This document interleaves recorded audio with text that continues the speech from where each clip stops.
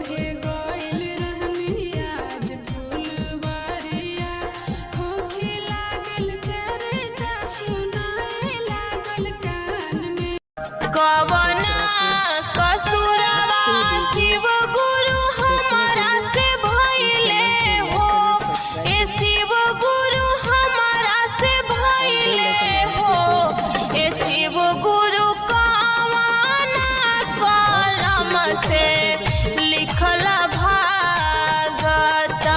दुख मोर नइखे मालिया के बगिया में अइले सुंदर जोगिया हो अइले सुंदर जोगिया बजावे लगले हो हाँ बजावे लगले हो जोगिया पना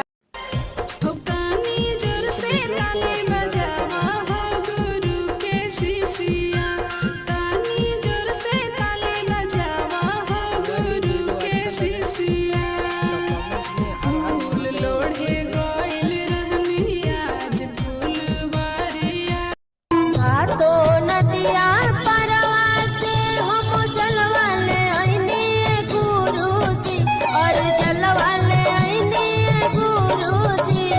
बोली ना के वड़िया आना दौलतिया मत करी हाँ गो मनवा हरे मनवा